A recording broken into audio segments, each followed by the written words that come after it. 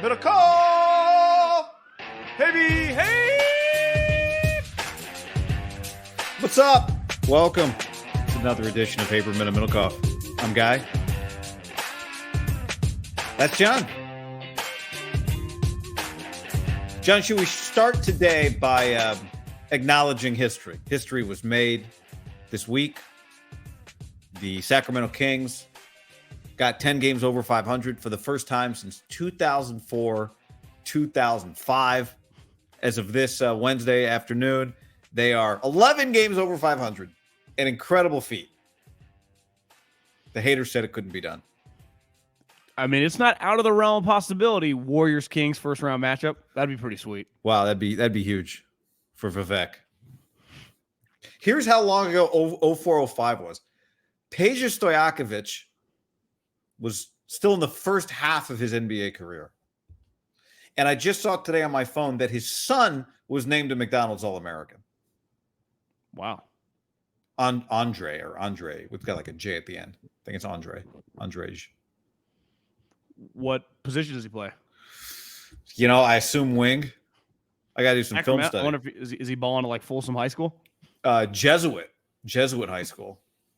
I think kid goes to Jesuit. Yeah, that's the picture. I just did like a quick search. That's what I saw, but I want to go deeper. He's committed. He's going to he signed at Stanford. That's pretty cool for floor burn. Yeah. How's Stanford basketball doing? You know, depends on not great. Not 11, not 10 games over 500 at the moment. Well, you get Peja 2.0. Can I just read you this? It just popped up. I went to Roto World. Just, this is, I don't know, the head coach of the Dallas Cowboys, and, right there with Eagles and Niners, one of the best teams in the conference. Cowboys coach Mike McCarthy said, "I just want to run the damn ball," when describing the difference between himself and former OC Kellen Moore. And this Roto World, so they always add their own opinions. If you thought that quote was bad, it only gets worse upon further inspection. McCarthy added, "I don't desire to be the number one offense in the league. I want to be the number one team in the league." Oh, that's good He also stuff. noted that Moore wanted to light up the scoreboard, and that was seemingly said as a knock on his philosophy. McCarthy described the run game as a means of resting the defense. If I remember correctly, Mike always got the knock on him in Green Bay was that he wouldn't run the ball, and the Packers were too pass heavy.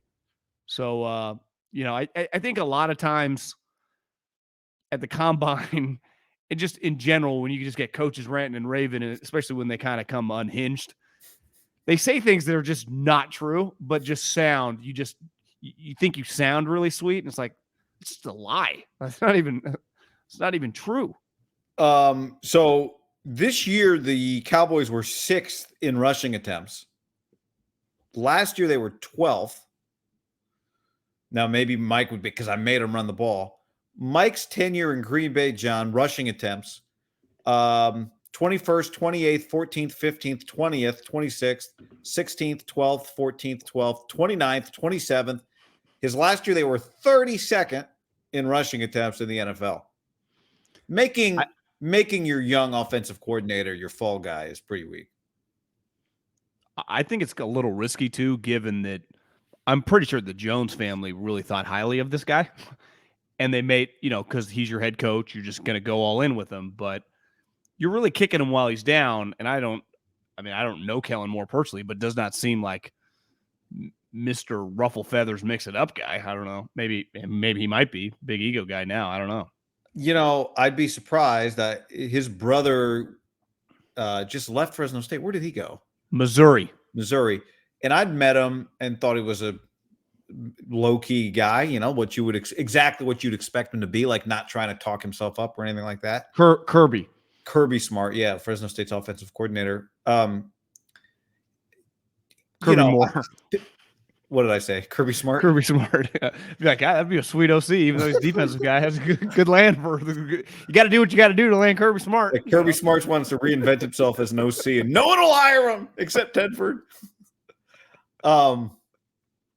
Yeah, thank you for listening for me. But the guys, I don't know about you, the guys who I've talked to, I've heard like good things about McCarthy. People who listen to this show know that I don't think he can win. at a high level. And I think it's repeatedly proven that the flaws with his team aren't just play choice. They are like the decisions that the head coach makes. Like, yes, special teams coach, we can run the stupidest fucking play any of us has ever seen. Will run that play 2 years ago against the Niners. Okay, yes, we'll be unprepared for late game situations. But I think Mike's got for all the positive stuff on his track record, his football teams don't suck. I think we can agree on that. There's also, I think, a little bit of a track record of him just kind of saying stuff that is ill-advised. I don't know exactly what category to put it in. Him basically admitting at his introductory press conference when he took the Cowboys job that he lied when he told Jerry Jones he'd watched every snap of the NFL season was not a good look for him. And you're an offensive head coach. Like, at the end of the day, you can take play calling. Like the Eagles took play calling from their head coach 2 years ago during the season. So you're the head coach. Like, you can take play calling from the offensive coordinator if it's really that bad. So think about this. Blame other people. I don't love the blame other people vibes that he's younger than like Pete, Andy, and like Bill, but I think they're good examples of all three guys, have very healthy egos and belief in themselves. Yeah. But, Bill says nothing. Andy's kind of a master at not saying much. And even Pete, I've watched some of his press. I know you have too. Doesn't give much at all. No, he doesn't. And I think part of it is like Sean Payton's unique. Like, he will, but he does it, I would say, a little smoother. Part of like what is to be gained, I think Andy or Pete would take. Like, why would I say, like, what's the point? Like, I have team, I'm constantly balancing. Like, what's the point of Mike? It feels sometimes when Mike says it's like, what's the end game here? Beside like being cool. Yeah, I think sometimes he kind of just gets like, I'm just gonna go this press conference, Dave Portnoy, and just fucking let it rip. But it's like, is this smart, Mike? Like, there's what's the result? Well, what's the purpose, right? I think a lot of head coaches would say everything I say has a purpose. And if you watch Pete Carroll, who I've watched a lot of, Pete is way more serious than I think kind of the perception of him is when you watch his press conference. Everything he says seems to have a purpose. He only builds people up publicly when he talks about his guys. Like, remember, it was like, if you listen to him talk about Drew Lock and Geno Smith, you'd have thought he had two Hall of Famers, didn't know how he was going to get them both on the field. Yeah. It doesn't feel like everything Mike McCarthy says has a purpose, which is fine. Some guys, are show you a little more themselves. I think we all enjoy that and want that. Like, I wouldn't enjoy watching Pete Carroll's press conferences every week. They're not entertaining, nor are they really all that insightful. I mean, they're insightful in ways, but you can't read things in that he doesn't want you to read in. Like, Kyle Shanahan will say some stuff where you can kind of read into a little of what he's saying. It's almost like McCarthy wants to be. I think there's going to be tangible pressure on Mike McCarthy if he plays the Eagles or the 49ers in a playoff game this upcoming fall, or I guess it would be in 2024 January, to like win one of those games. He doesn't need to if the path is like. You think he's on the hot seat? Well, I just think like if you lose, can you lose to Kyle Shanahan 3 years in a row? Like, McVay's made a career out of it. Yeah, but he won a Super Bowl. No, I know, I'm kidding. And he beat him when it mattered in the playoffs. You can lose to Shanahan 3 years in a row if your owner accepts that we're not a championship team, we're a playoff team, and that's good enough for this organization. But if you want to be a championship team, you can't. Well, I mean, they need a new coach if they really want to win a Super Bowl. I don't think Mike McCarthy can do it. Well, if I'm Jerry or Steven, I go, God, I know he's done it. We were pretty damn close. We were right there with the 49ers and would have had a good chance to beat the Eagles, right? Is how I'd be looking at it. Yeah, I think that'd be. I think you would allow being in that game to make you think you were close, but you're not. I don't think they're actually close. Like, I don't think they're close. I don't think they can get any closer. Put it that way. I don't think they will. The problem is, I was thinking about this the other day. The Niners and Eagles are always good because, for the most part, they pivot off bad contracts and they never get overly emotional on a player who probably doesn't need to be overpaid. Jerry makes a living off doing that. And then he's never in the position like, the Cowboys got $30 million in cap space where you're like, they would definitely land a free agent, right? Sweet free agent would want to go there. No state income tax. It's the fucking Cowboys. You're playing in sweet games. But they're just never in on these guys. How could they be? They've always had like 7 of their own guys. Half of them, they're like, yeah, we'd like a redo on that deal. Yeah, get rid of Amari. Plan out the string with Zeke. Yeah, they're always 2 bad contracts away from just like, God, they would have landed this guy, and shit, they'd be a problem. Even Dak, it's a little unclear. They're the team that never has the opportunity in free agency that would make hay in free agency. And that should, on paper, they should. Rich owner wants to win, old, so like really wants to win. Sweet franchise, like, rich makes you guys famous would love immediately to live in that state. playing there. Yes, you play nothing but huge games. It makes no sense. If I just told you they had like a max slot every year during free agency, they would be in the mix for whoever the sweet player was every single year and land a lot of them, right? But they just never have that. They should be the total package. You can make the most money, and you can be the most famous, and you can be the biggest star here. And now the last couple of years, like their team's good, right? I'm going to go to the playoffs with the Cowboys. Yeah, and the division, you just play like your divisional games are all premium games. Yeah. Like somehow the Niners and Eagles always just like land Ward, this guy. It's like they always have a free agent or 2 in the bag. The Cowboys rarely. Thanks to the NFLPA, John, they got a lot of responsibilities. They're advising Lamar Jackson on his contract, and they got into the content business. When I saw on Wednesday morning, I saw some tweets about the NFLPA players survey. I thought, oh, well, this must be like an internal document. And maybe it's been going on. Surely it's been going on for years. You could just go to their website and find out whatever you want. By the way, the Cowboys get a lot of good grades in the survey. They only get a C for travel. Niners get a C. So the players vote in this NFL, the NFLPA, and they vote. If you didn't see the report card on the weight room, the strength staff, the training room, nutrition, training staff, treatment of families, and travel. Treatment of families being probably our favorite category. I would have added, and I wonder if they thought about it and like, not worth it because half the coaches pull the trigger on whether you get a contract or not. But I would add coaching staff. Yeah, I mean, I think this thing is probably owner. Like, I want to know about everybody's interactions with their owners. Yeah, fan base, local media reporters. Yeah, they do not need to stop with the categories. How about just favorite podcasts? Just every player, they just list their favorite podcasts. That'd be good. Report card for, all kinds of stuff. So some of the headlines were that the Cardinals are the only team in the league that charge you if you eat at the team facility, but then want a to-go box. They don't charge you right there. They take it out of your paycheck. That's insane. And the Bengals, one of the complaints was they have nowhere for moms to nurse babies or to stay warm. That some moms have been known to sit on the floor of the public restroom. I would say embarrassment for the Cardinals if you wanted to go box. Like, you want your players, like, what is Joe Burrow's like, I'm just not going to eat tonight instead of like taking the chicken home. I'll defend the Bengals on this. I went to that stadium when I worked in the NFL as like a advanced scout. Very, very old at the time, and that was probably 2011. It's just an old stadium. So old stadiums like in the 80s and the 70s, like when Boomer Esiason and Collinsworth were rolling through, I just don't think you were probably cognitively thinking and as focused on like, where's Collinsworth's wife going to breastfeed Jock? I don't even think they cared about Jack.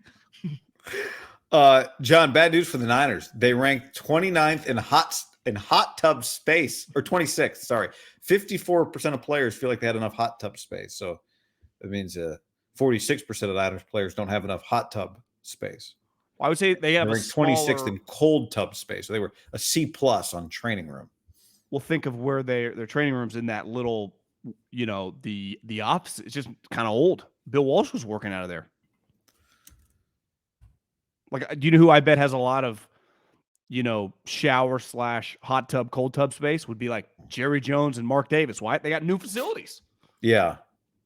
Do you think there's like an SEC or Big Ten team that redid their stuff in the last 10 years that would get non-A pluses? If you do new, you just add those things. Like, what else do you need? It's a great point. I bet now there isn't a player that comes through major college football that goes to the NFL they didn't come up in the era of incredible facilities, right? And you've been in college facilities and NFL facilities. Generally speaking, the college locker rooms have to be better, right? Because they're recruiting tools.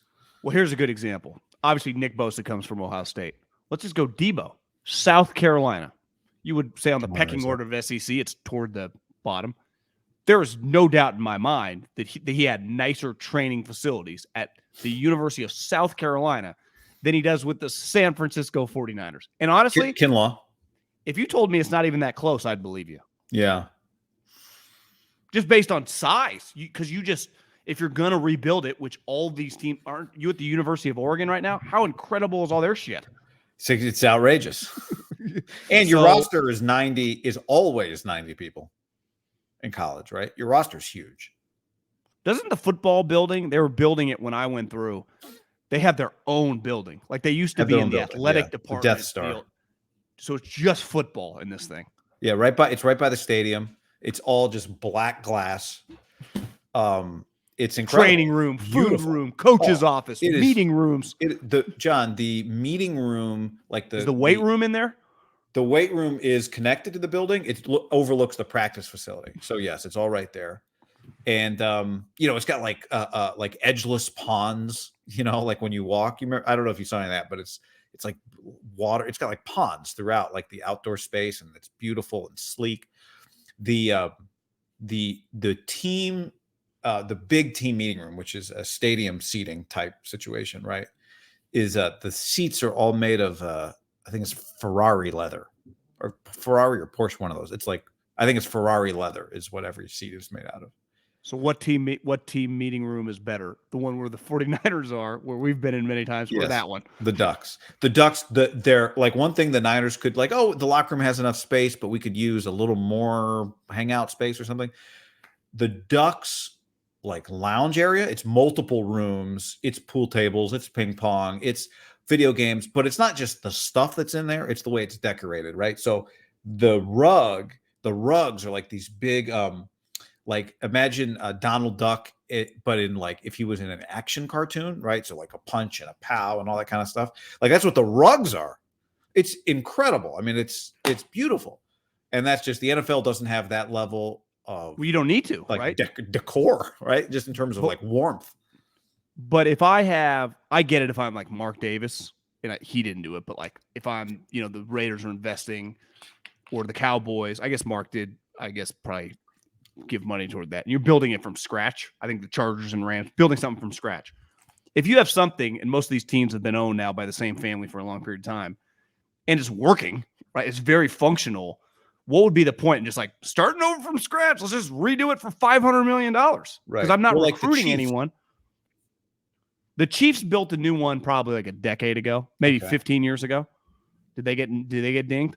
Oh, they got dinged for their travel. Where's the people didn't like the Chiefs playing, I guess. I don't know where the Chiefs one is, but I just think you're going to be somewhat limited with the amount of people on a football travel.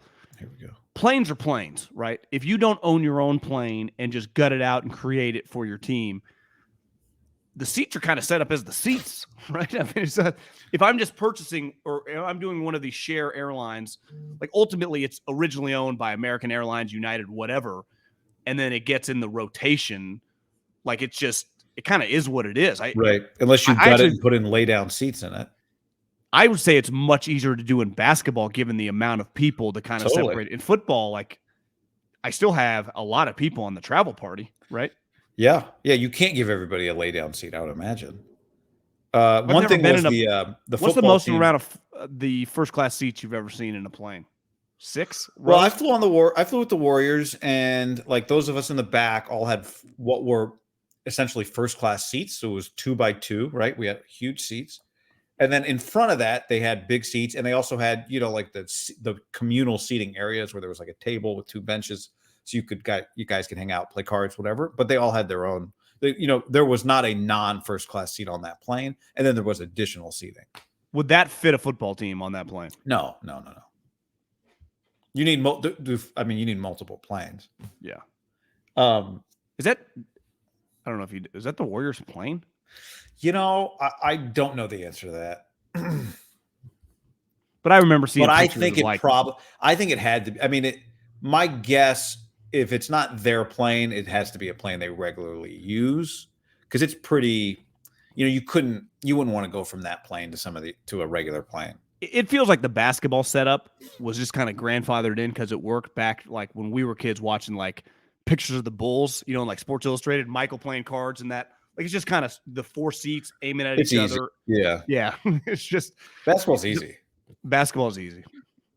Basketball's easy. For the men, the aces want to get their private planes. Yeah, exactly. Which Mark, we'll see if Mark, I don't know. We need the report card on Mark on the Aces. Although I think the Aces did get a private plane, right? Was that the deal?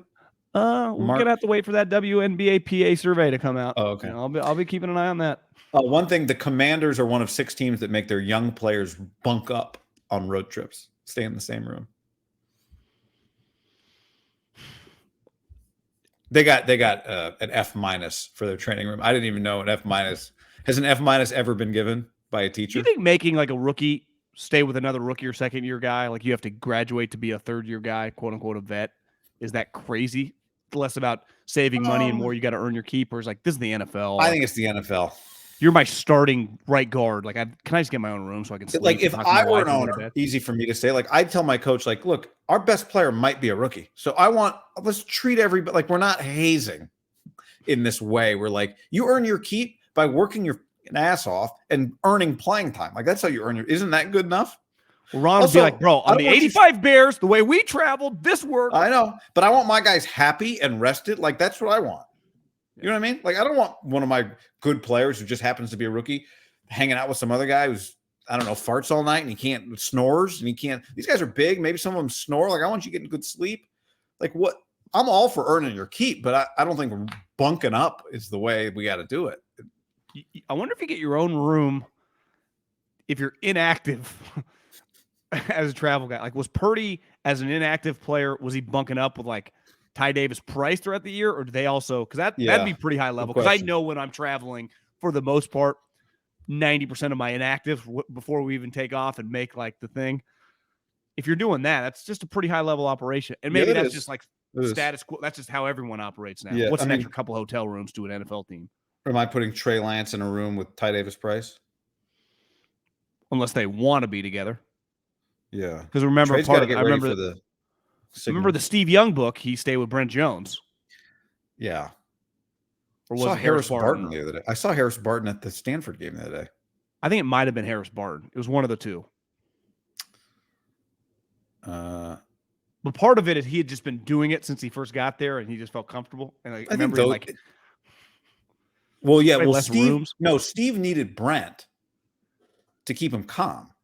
Yeah, because he had a lot of anxiety in those room, right? So Brent would bring him the food. So it was Brent, I think, right? Oh yeah, you're right. It was Brent Jones. Steve got a lot of pregame anxiety and would not leave the room for like the meal, and Brent would bring him food back, I think. Do you think there's any starting quarterback in the NFL right now who shares a room?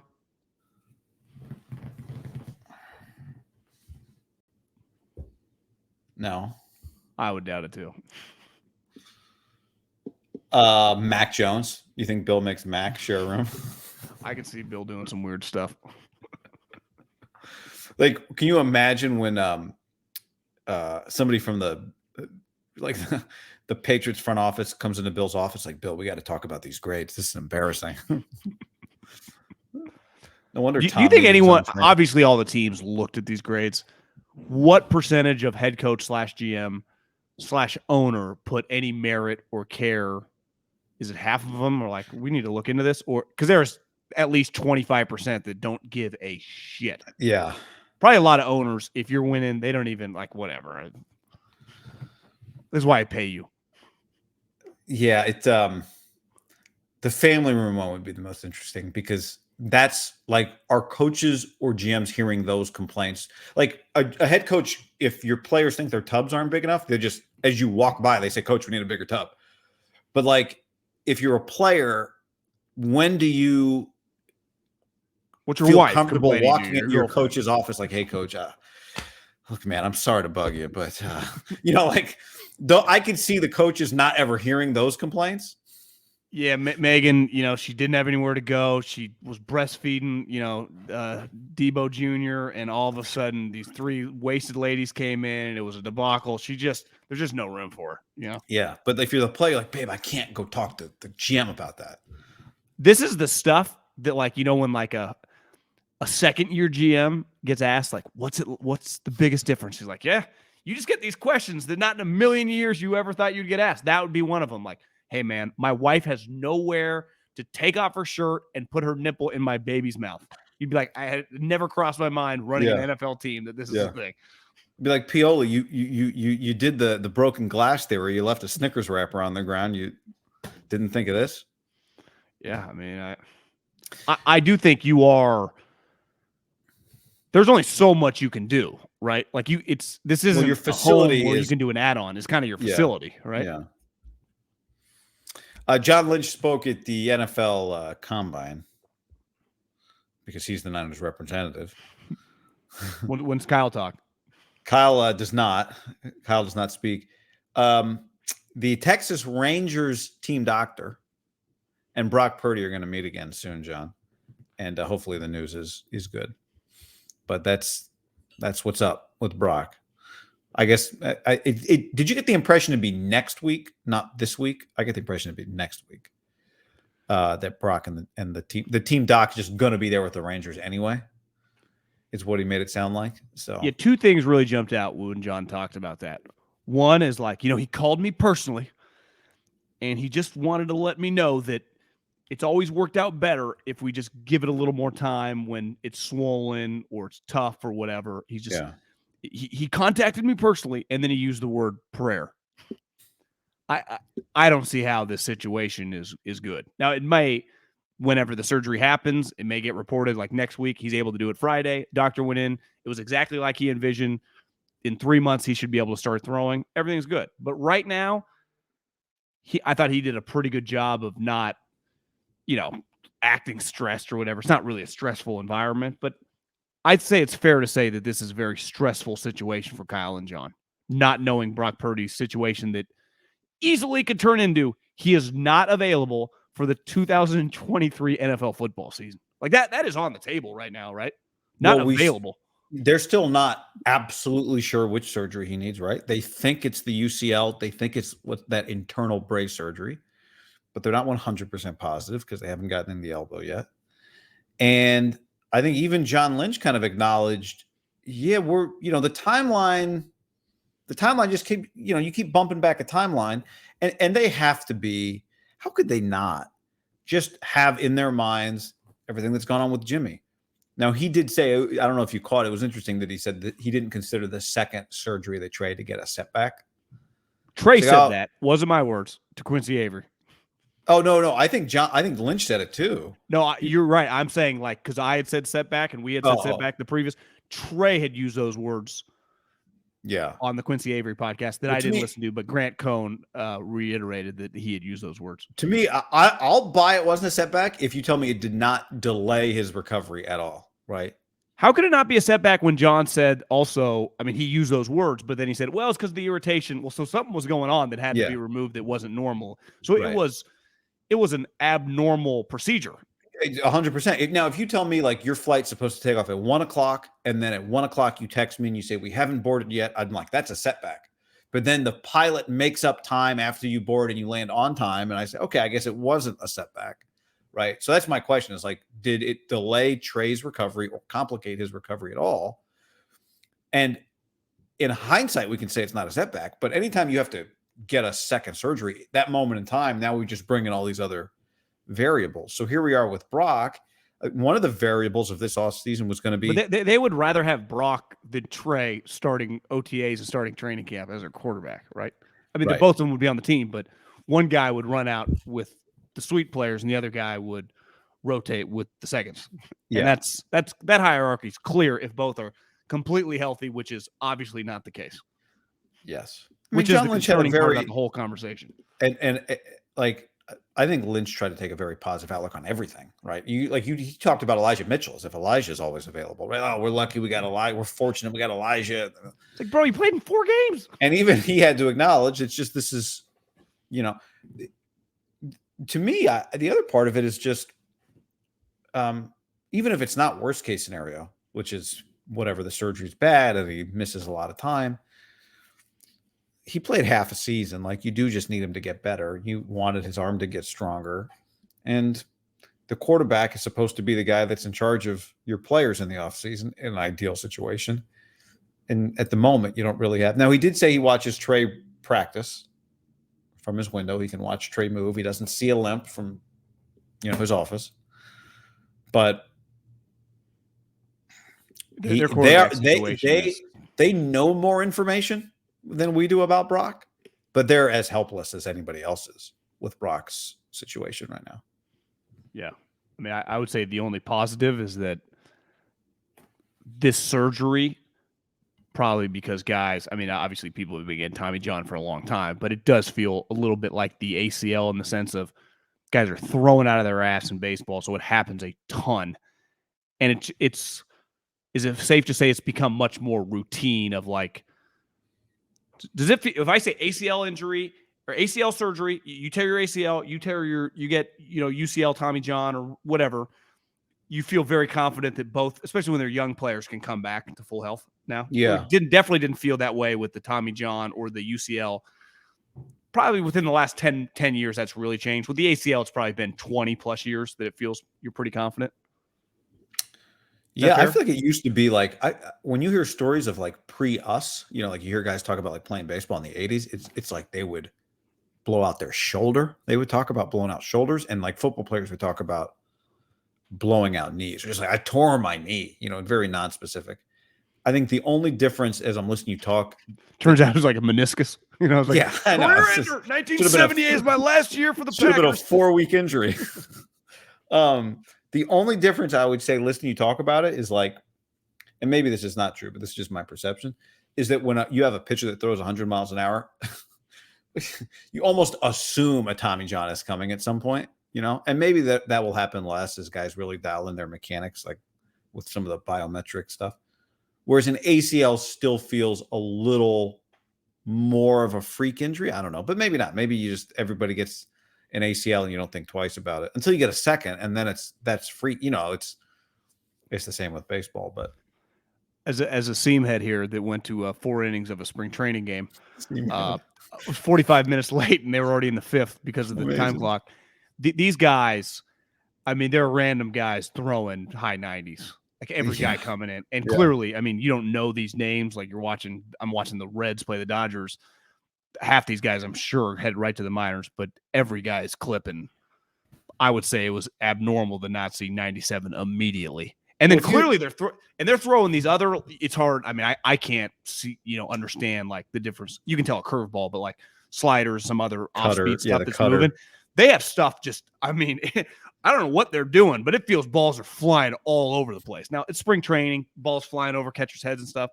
It was a crazy thing to watch some of these pitchers that don't really know where it's going. One guy went to bunt, got hit in the chest, went down, out of the game, got fucking blasted. Yeah, that's brutal in the minors because in spring training, they tell you the bunt, so you're like, I got to show them what I got. But the other guy.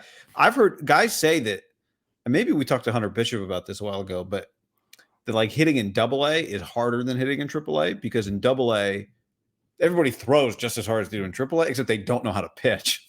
Yeah. So the ball is just unpredictable. Counts don't matter. Yeah, they don't pitch like in AAA, they pitch you like in the big leagues where you curveball count, fastball count, whatever. AA guys are just fucking throwing. This guy went to bunt, and within a second, he's laying on the ground. And then in the chest, it hit him. Yeah, it looked like he went like this, and he obviously couldn't get out of the way. It just, and then, 5 minutes later, his arms around like one of the trainers and other players out helping him go. It looked painful. Oh, I think it deflected off the bat, but it was. Mm-hmm. So the clock was working? The clock was working, but John said obviously his parents are from, in Arizona, so he's down here. I do feel more confident that like these guys that are these elbow surgeons with baseball just kind of know what they're doing now. They just get a lot more reps at it. Yeah. Although they probably get less at this type where it's basically blunt force trauma snap than it is a tear over time. But Did you see, a little off topic, but I was just thinking, it went viral within the last couple days. Rand Carthen, they asked him about like how he's going to marry analytics and scouting.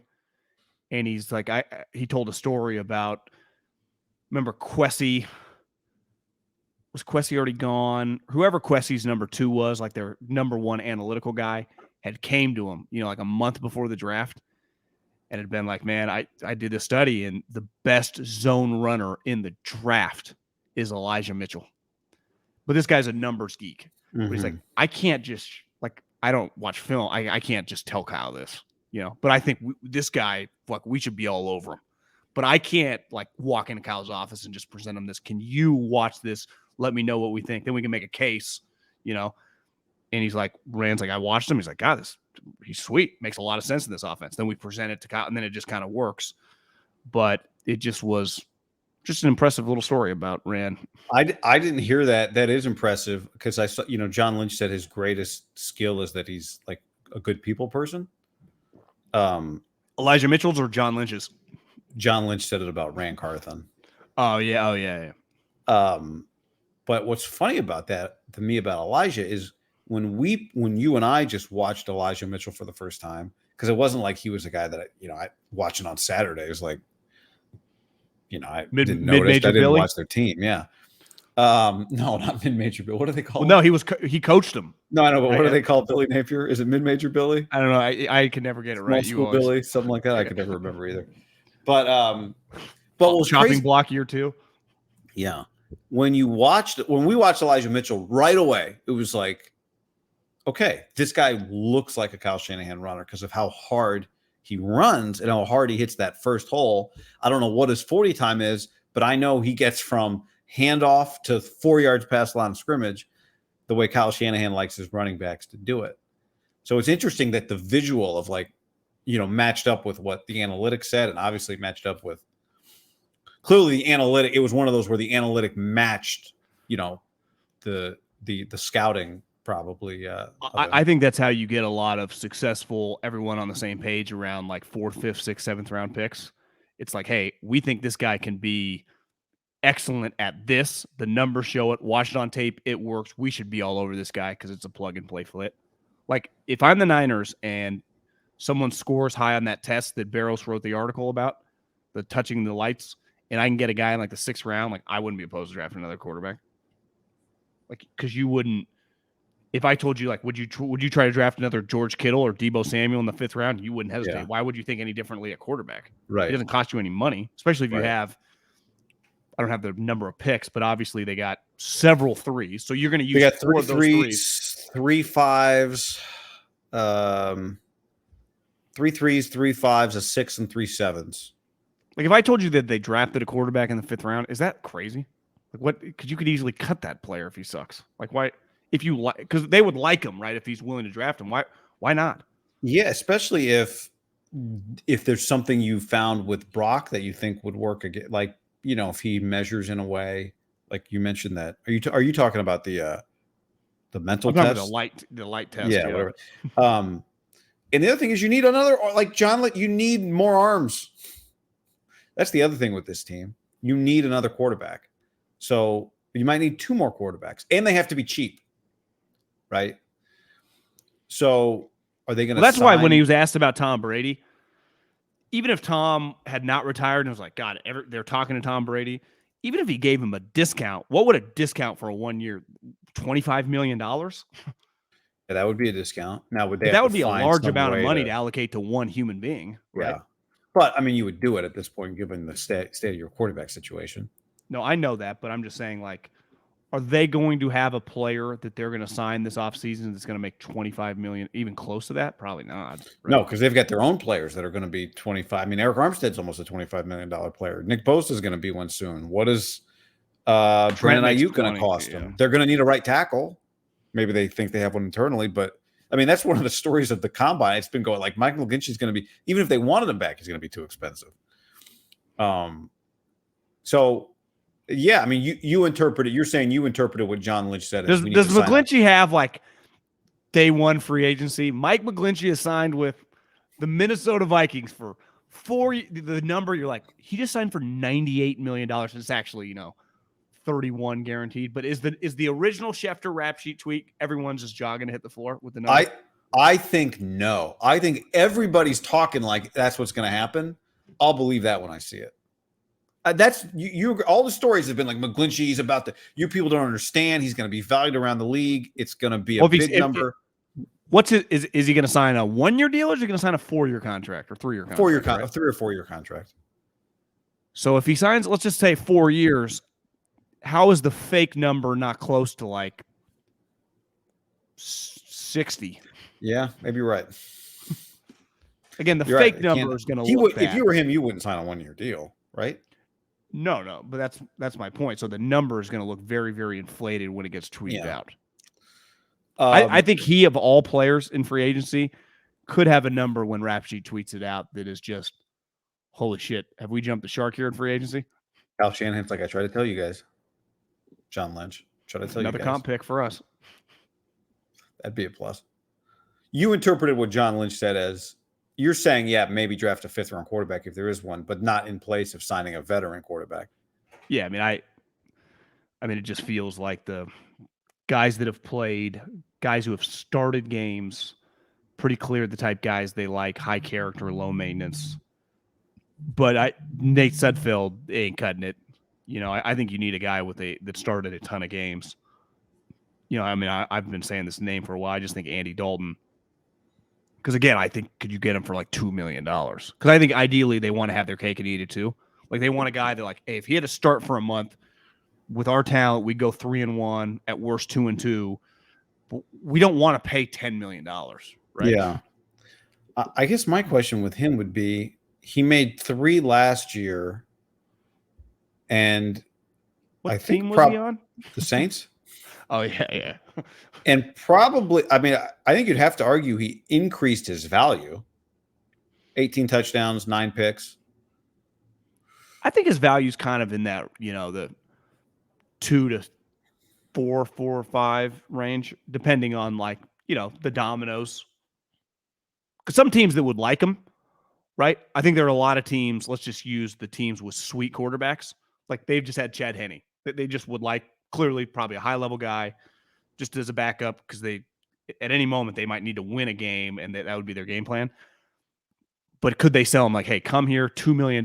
Hell, you might get to like, Pack could go down, you could start a month, and fucking things could go sweet for you. Yeah. Or does he more likely to like go to a shittier team where he might play and get like 7? Then there's the Mike Whites and the Heineke's. Wentz, can I get Wentz? Wentz probably, the more I thought about it, maybe a little too much drama surrounding him. Yeah. I wouldn't want Wentz in the locker room, but you make the point. He's beat you twice. I wouldn't want him around Trey Lance and Brock Purdy. I think value that Dalton has that a lot of guys like Jimmy does not. I guess Jimmy kind of had this, but it only lasted a game. Like Dalton's done it all. Been the starter, prepared as a starter, 1 game as a starter. Been a starter because a guy got injured, came in, then just been strictly the backup. Like he's just done all the roles, clearly a high character guy.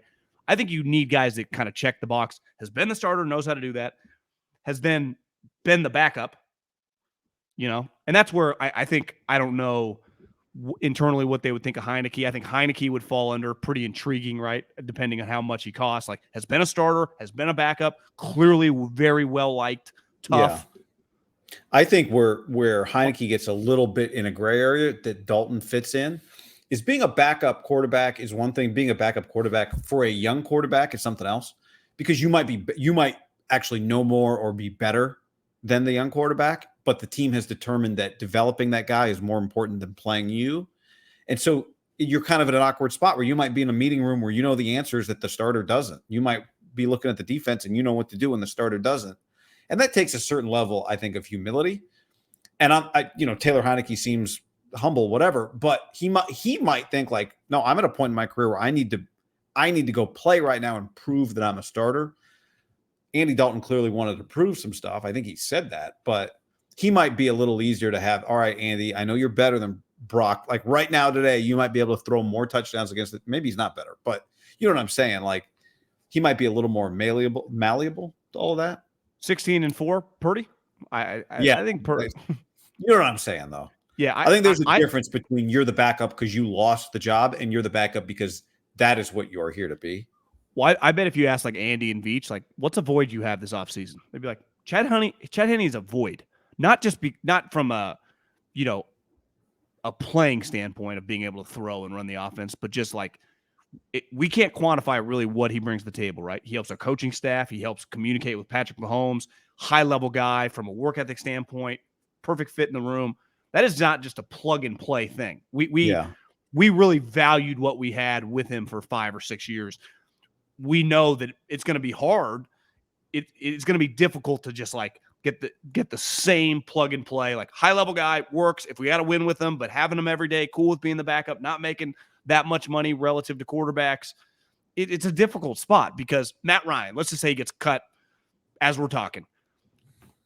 I think he'd bring a lot of value, right? Can bring a lot to the table for Brock and Trey of just having him over for dinner, being a pro, talking football, talking schemes, talking life, talking being a pro, all the unquantifiable stuff.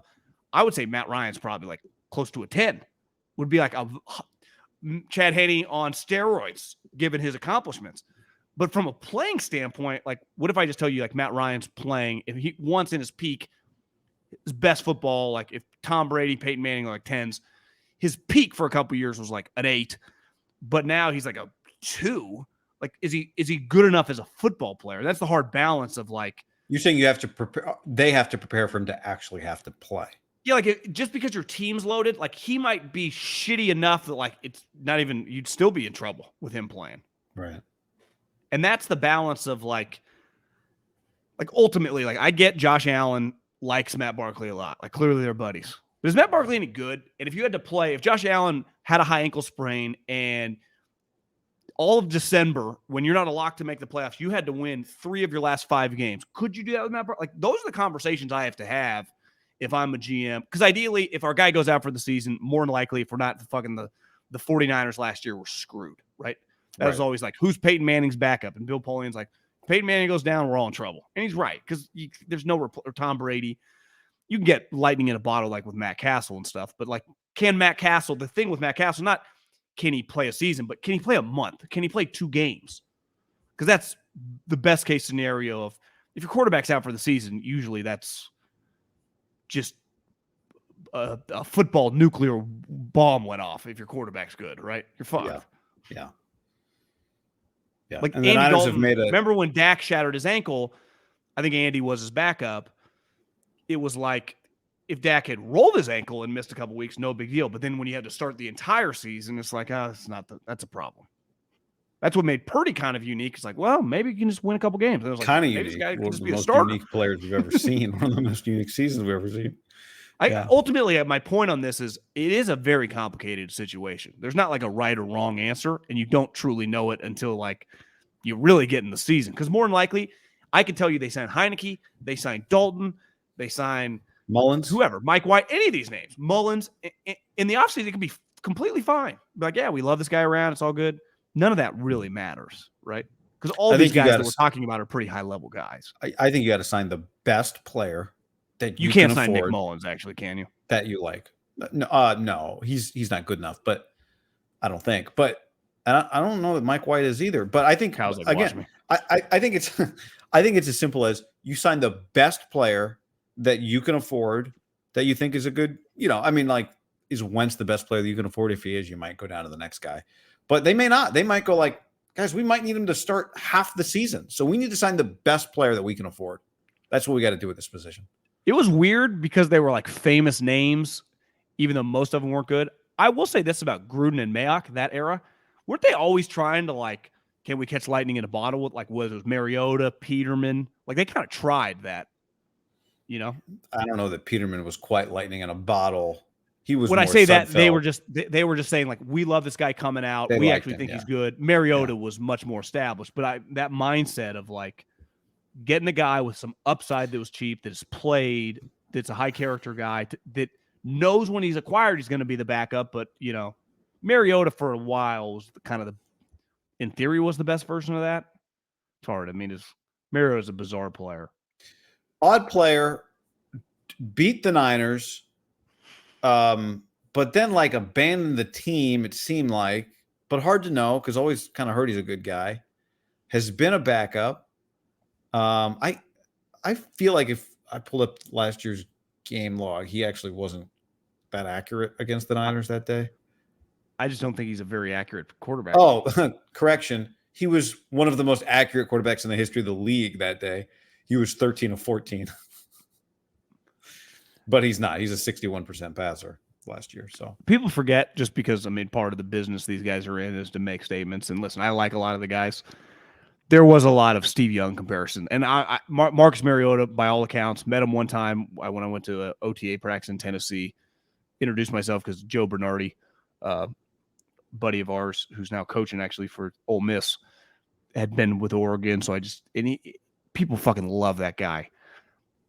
I think that kind of overvalued his play almost, because you'd always said, like, at Oregon, some of these people kind of helicoptered in and out with him. Like, this guy's going to be Steve Young. It's like he overthrew guys in college that were open. And clearly, and he just, I would say touch is not really something he has. And he doesn't have a huge arm, so he's not like some explosive player. But he's actually bigger than you think when you meet him. He's like 6'4", and he's so likable, and he's clearly smart. You like want it to work.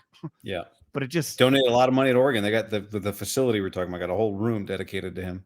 I mean, you spent a lot of time around that. Have you ever heard anything even remotely negative about the guy? No. I think he's like beloved by people that know him. Yeah. The only thing he doesn't like when he comes back to Oregon, he doesn't make it about him, which means he doesn't do like, hey, I'm, they can't say to him like, hey, Marcus, we set up all this stuff for you to, to parade you around. He doesn't, but I mean, fans just media, which is fine. Like, but if you're calling a spring game, like, would he even come up to the booth and BS or that? No, wouldn't even do a sideline interview, I think. Just because he doesn't want to make it about himself, or he's probably not. He's a little. I just don't think that's who I don't think he doesn't. It's just not him. I don't think it's because he's being rude. I haven't gotten that impression. You could argue this, right? Like, he's got a little introverted nature. Yeah, that's a good way to put it, maybe. Ideally, with my backup quarterback, like I kind of want him to have this weird balance of being like the beta, because he's the backup, but also have these alpha, like just being in there. Again, I think whatever Chad Henne had going on, it was kind of working. Yeah, I think you want a guy that was an alpha and knows he's not the alpha anymore. I mean, Matt Ryan, I just don't think Matt Ryan's any good. That's my issue. Yeah. He checks all the boxes. Maybe you're right. You want kind of this, if you were doing a movie, if you are casting a movie, you want like the sidekick party guy, right? Who like keeps the room loose. That's why that's always the Chase Daniel vibe. I can't, well, when he sets up the games. Exactly. I watched 2 episodes. He gets the beer of the Arizona Hard Knocks in season. Colt clearly brings that to the table, right? But I think Colt's out. Like, Colt wants to be the starting quarterback. Colt thinks he should be. That his career hasn't quite played out the way it should. True, but when he's the backup before Kyler, he could handle it no problem. He's a great mix. I think he's a wonderful mix. Like, he's the ideal. I think he gets seriously hurt. He did get hurt last year. Remember, because they ended up on McSorley, and then he got hurt, I think. But to me, Colt would be like some version of Colt McCoy would be a great backup quarterback. Remember last year, what was Colt? Like $1.2 million? I think ideally, I remember when they signed him, it was crazy cheap. I was like, the Niners needed to sign this guy. You agree the Niners, in a perfect world, they get exactly what they want for under $2 million. Like, they do not want to spend a lot on this. Yeah, they have an $11 million quarterback room. This is, it's not that sexy, though he's become relatively a big name just because he's had so much success since he's been on the team. Like, the kicker situation, are they just going to let Robbie walk? Because I would imagine he's going to get some offers. Are you just going to bring him back for $5 million? Are you going to draft a kicker? They're looking at kickers. I've been a part of drafting a kicker when David Akers went to the 49ers and we drafted this dude from Nebraska who immediately could not make a field goal. So do you remember his name? I want to say Derrick Henry, but it's something Henry. Yeah, Peyton. Peyton, maybe? Was it Peyton Henry? Or was he good? I just remember him walking. You meet him. Nothing alpha, manly about the guy. And then he starts kicking and everything's missing. And David Akers went on to have like the best year of his career with Harbaugh. Niners do great with like old kickers who've been through the wars, right? Cold weather guys. They need a cold weather guy. Are the 49ers more likely to overpay Robbie Gould on a 1-year deal or draft a guy in the 5th round? When you think about their head coach and what he wants to think about. Well, yeah, overpay Robbie Gould in a 1 year, which is what I would recommend they do. Give like Robbie Gould like $6.5 million. Whatever. One thing's established with them in the recent history of this franchise. You need a experienced cold weather kicker. So if you can find that guy in the draft, great. But when you drafted a punter, you got a good Wisnowski's a good punter. He's fine. But if what he's been as a punter is their kicker, that's a downgrade from Robbie Gould. Robbie's in his who does the kickoffs, by the way, Robbie Gould. Been in all the playoff games under Kyle Shanahan, has yet to miss a kick in any of those games. It's incredible. You agree the Wisnowski equivalent is a downgrade from Robbie Gould, which Robbie's a very talked some shit about Wisnowski. I think you did too.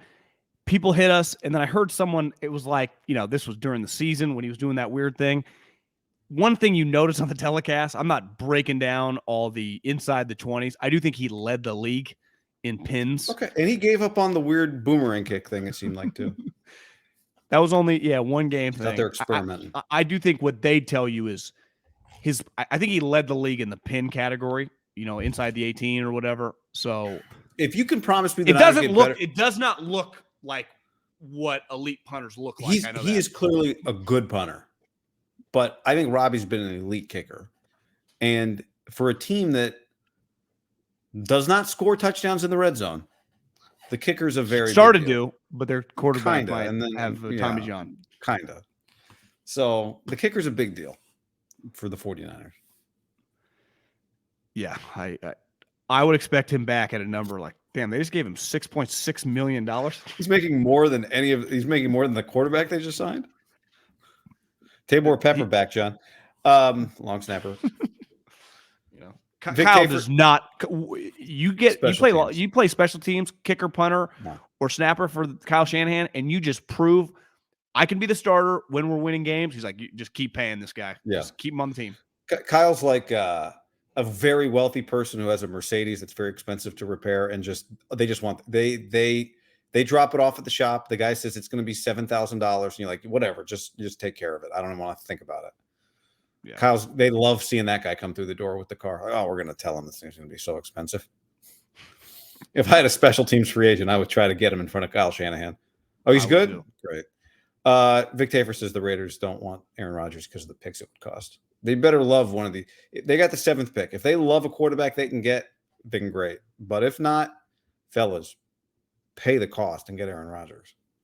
Well, to me, if Aaron Rodgers – Devontae's like, I hate him. I think if I'm Aaron Rodgers – where I let it be known that I want to, if I'm interested in going to the Raiders, because obviously whoever Aaron Rodgers gets traded to, it's going to be a little NBA-ish who he's going to want to go there. Like Kevin Durant went to the Suns. Well, because he's like, I'm only going to the Suns. Right. And it does already feel like he's kind of looking between the Jets. What did he say? He said, he doesn't have a no trade, but he said the Packers they won't trade him somewhere he doesn't want to go. And it's very complicated to trade him given the money and given how he goes on darkness retreats and doesn't acknowledge whether he's going to keep playing football. That I would go right to Mark Davis if I'm Aaron and his agent, right? I wouldn't even honestly mess that much. It's weird because ultimately you have to deal with Josh. But like if you wanted to go to the Raiders and the Raiders were like, kind of on the fence like they were with Tom Brady, I would go directly to Mark because I do think if you're Mark Davis in Vegas, which is not going well, right? Relative to the hoopla, and especially just relative. Listen, I guess the WNBA and fucking the NHL, which pales in comparison to the importance and the eyeballs of the NFL. But like, I sure see like whenever I get viral clips on Instagram or Twitter about the Aces, or I mean not the Aces, the Knights. If you win in Vegas, like that fucking be pretty sweet. And adding Aaron Rodgers would be, I'd say, a pretty big deal for Mark Davis in his business. If you want to stake, would you trade pick 7 for if he's like, I want to come there? I think I would too. Yes. The only reason, like Dave Ziegler and Josh, if you guys are telling me we can get Levis and this guy he is an all pro. We have the franchise quarterback. I'd say, okay, you're staking your career. Like you get fired if this fails, but okay. But anything short of that, like if you don't love any of these quarterbacks, you're like, no, Mark, we're going to do this the right way. At 7, we're taking a defensive tackle. I'd be like, no. we are trading that pick for Aaron Rodgers. Yeah, I would do it if he wants to come. Now, obviously, Aaron can't, I'd say one thing is pretty clear, a lot like Favre. Aaron hypes up retirement a little stronger than him actually retiring. Yeah. Is Aaron more inclined to play 3 more years or quit Yes. after this 1 year? I think he's more inclined to play 3 more years than retire right now. So the 7th overall pick, if I can just say, I know for sure, health permitting, I get Aaron Rodgers for 3 more years. That's the easiest move I've ever made. I from think a if business and a football standpoint. You're getting Aaron Rodgers at 39. What if he just gives you fringe MVP years for a couple years? That means you're probably at worst a 7-6 seed, I think right in the mix. If you're Mark Davis, you just start dreaming like, could we win the Super Bowl? We host the Super Bowl this year. You start thinking like that. Get a little emotional. They host the Super Bowl this year. Could we play in the Super Bowl at home?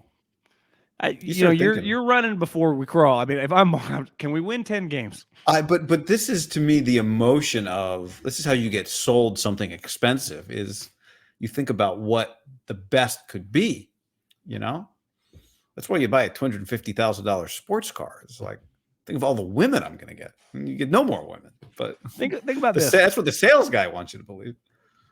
If they were to get pick 7 for Aaron Rodgers, they would go back-to-back years getting the Raiders first-round picks for Devontae and Aaron, and they had to cut their starting quarterback who easily would have netted not that much, but like 2 2s. I don't know, 2 and a 3. I would add to it this. I don't think it's underrated. Like it's getting talked about a little bit, but if Jordan Love, it's one thing to like strike gold once from Favre to Rodgers. I guess they struck twice, right? They got Favre. But if the plan that everyone hated, that not a lot of people would have had the balls to execute, works, and then after that person is gone, you just take his blueprint and execute. Ted Thompson's gone. You just take his blueprint and execute the same plan, and it works again. It'd be hard to argue you should ever do it any other way.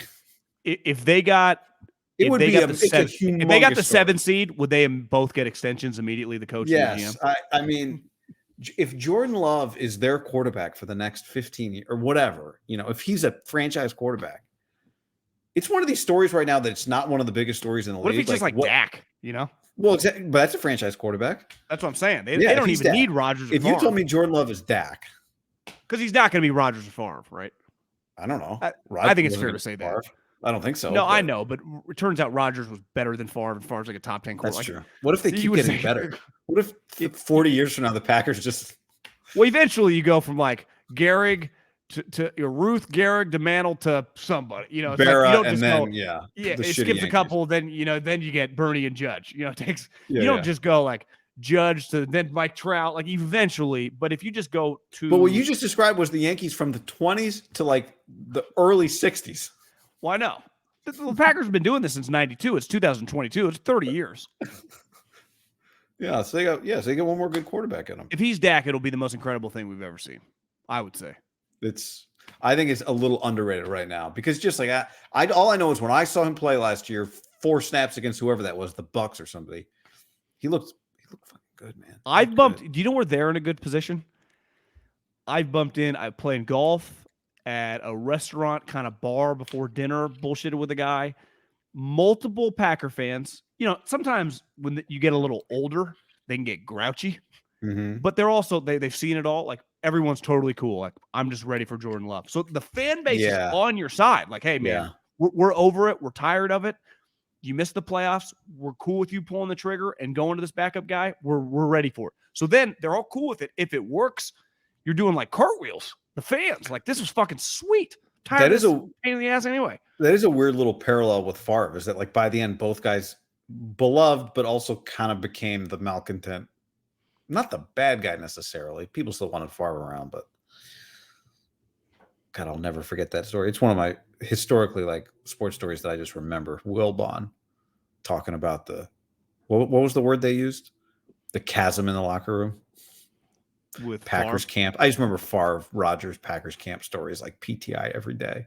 I remember Peter King, sports. Chris Mortensen covered that thing like a nuclear weapon. Maybe it was more that said Chisholm. Chisholm was the word. Wasn't that the word? Yeah, I think it was Chisholm in the locker room. I remember when they did it, and Ted Thompson gave like a press conference, but it was like outside. He did like a Q&A with the fans. Yeah, and he was just surrounded by, the McGinns of the world. But it was like, it looked like one of those walkways between maybe like a facility and a lunchroom or something. Okay. He's You're just talking outside. about a real And media event. I was thinking. I'm talking like I think after they traded him. Okay. And it was a weird time. They're not going to have that weird time. I think if they trade him, as long as I only think they get crushed if like they trade him for like a 4th round pick. Right. I wonder what if they got 2 2s? You're like, listen, this weird guy, he wouldn't commit. Yeah. He is kind enough? of in control. Ton of money. If he says if he tells teams like I'm retiring if you trade for me, if you basically like I'm going to retire if you trade for me, and so the Raiders is the only place they don't really have to trade the 7th pick then, right? But the Packers could hold him hostage. Like, come on, guys, let's go. Do you think if the 49ers called and were like, hey, we'll give you a Debo and Dre Greenlaw and a 3rd? I do think there's a player trade that the Packers would have to do if the Niners offered it to him. If they believe in Jordan Love. I don't know if that's the one, but what if I told you this like straight up? Fred Warner straight up for Aaron Rodgers. Yeah, I might do that. Would you do that if you're Kyle Shanahan? I might. I think if it was basketball, Fred's pretty good, and they just lost their defensive coordinator. And he's kind of like the heartbeat of your team. It's a little. And Aaron comes in as a little crazy. You'd have to think about it though. That's where if you are, you're like, I'll call Kyle Shanahan. I'll throw something to him. Yeah. You guys thought we wouldn't trade Fred Warner, Brandon Ayuk, and 2-year, a 3rd in 2025. Just throw in as a little icing on the cake. You thought we wouldn't trade him to San Francisco? Well, we're going to get half their team, so watch this. Fred Warner, Brandon Ayuk. Like, is that an immediate no from the 49ers? I don't think it is. I think they would be. John Lynch wouldn't want to do that trade. I think Kyle would trade Debo before he traded Brandon Ayuk. I think he loves Brandon Ayuk. Yeah. If Debo is just all we need is one more year of Debo carrying the Niners, and maybe it won't get. Now that they got McCaffrey, he's a little more expendable. During Super Bowl week, I think the Luan and Compton had on McCaffrey. Yeah. And I listened to the interview yesterday. He's very serious. Yeah. Like, and just the way they've been wired from a young age of just, his dad, the influence he had on him about early on from like at 9 years old, stretching and no sodas, and just the mindset of a guy in a more buttoned up, because Christian's pretty, I would say much more normal, but it's got like Earl Woods, Tiger Woods. It's different in football. Like, you have to have the talent. Like, I can't like manufacture. He had to be good enough, but like, it's pretty good. Like on his visits, to the teams where they put weights in his shoes. Like when he went to the University of Oregon, so he was 182, but when he weighed in, he was actually 198. They were just. That's crazy. They knew what they were doing. Did they? Somebody sent me that link and said you got to listen to him talk about the training staffs. Did you get to that part of it? I think it was like 40 minutes in, the person said, comparing Niners and Panthers training staffs, but I haven't listened to it yet. I was working out, so it's like I thought he was really complimentary. He's a positive guy, so I don't think he was negative on that. I may listen to it. Remember correctly. I have to give that the pod. I listened to Bussin' with the Boys the other day. The Luan got cut pod. It was good. I guess I saw on Twitter today before we hopped on that because he tweeted out the garbage bags, and then he responded like, "Guys, I wasn't trying to make fun of the Titans. I literally called like their security guy and said I needed a couple things in my locker. I'm not able to get to the facility. I don't think he has a card anymore. Could you drop it off?" And the guy dropped it off. Like, I wanted them to do that. Like, what are they going to put it in like Louis Vuitton bags? Like, this wasn't meant to be a shot at them. Like this, they dropped off my shit. I'm grateful they dropped off my shit. They put it in garbage bags, which is when you clean out your locker, you do put it in a box or a garbage bag, right? In any sport. Yeah, I'm trying to remember what was the story. I don't remember, but if it's not garbage in them, then they're not garbage bags. They're just bags. Yeah, exactly. Garbage bags are pretty. Garbage bags are bags. Well, like, have you ever you've moved. And They're you strong. actually fit a lot. They fit a lot of things in there. Yeah, they're good. They're good. Garbage bags are bags. Boxes, you have to order them, put them together. You got to have the tape. You know, Yep. the bag, you just open the thing, shake it out. Just dump everything in. It's got that stretch technology and the tie at the top. You could get a couple big ones, put it over, walk to your car. The worst is when there's something pointy inside and it's not, like. Oh, yeah, and it rips the bag. No, not rips the bag or like pokes your leg. They have ones now that have like scented. Oh, yeah. Love the scented. Yeah, the scented ones work pretty well. Absolutely. It's good for dirty laundry. Yeah. All right. Another 30-minute pod from Haberman and Middlekauff. You do laundry? Of course. Not an animal. I don't know if that was one of your tasks. I've been known. If I need something. I love the this thing is wrinkled. I don't want to iron it. I'll put it in the dryer for 30 minutes. That's my move. Yeah, that's a smart move though, right? Yeah. I want to tighten it up. Sometimes you want to tighten up the fabric a little bit. Yeah. Nothing worse than when the dryer's not getting the job done. You're like, I'm in trouble. I might just need to rewash. After you waited 30 minutes too, because you're like, all right, I got to get out of the house in 30 minutes. I'm going to take the shower in 20 minutes. I'm going to do this, do that, do that. Grab it. I don't know what you do then. I had a couple things that were like connected, like two snakes fighting, and it was like, this is a disaster. I mean, it's not going to work. That's how it is at the laundromat where I go. Let everybody.